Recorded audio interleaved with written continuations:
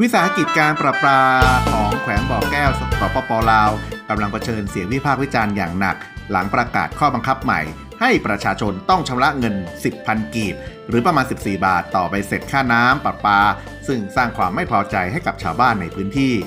ประกาศดังกล่าวซึ่งมีผลบังคับใช้ตั้งแต่วันที่ 9 เมษายนที่ผ่านมา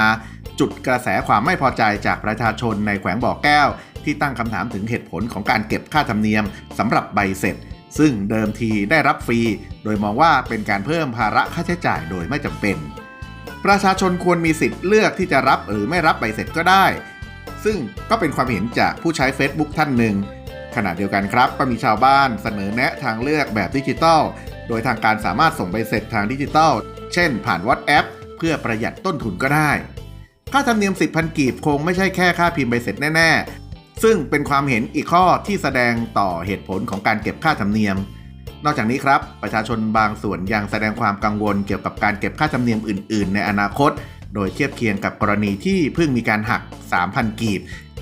จากยอดเงินในโทรศัพท์มือถือด้วยเหตุผลด้านความปลอดภัยซึ่งเพิ่งมีการบังคับใช้อย่างเต็มรูปแบบเมื่อต้นเดือนที่ผ่านมาประกอบกับสภาวะเงินเฟ้อที่สูงขึ้นถึง 24.98% ในเดือนมีนาคมควบคู่กับภาวะการขาดแคลนแรงงานส่งผลให้เกิดกระแสความกังวลว่าการเก็บค่าธรรมเนียมต่างๆเหล่านี้เป็นกลยุทธ์ของรัฐบาลในการหารายได้จากประชาชนเนื่องจากภาวะเศรษฐกิจที่ย่ำแย่ด้วยข้อบังคับใหม่นี้มีผลบังคับใช้ในเดือนพฤษภาคมทำให้เสียงวิพากษ์วิจารณ์จากชาวแขวงบ่อแก้วทวีความรุนแรงมากขึ้นประชาชนจำนวนมากเรียกร้องความโปร่งใส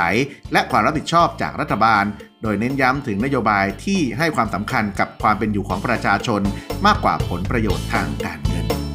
ขอบคุณข้อมูลข่าวจากสำนักข่าวลาวเทียนไทม์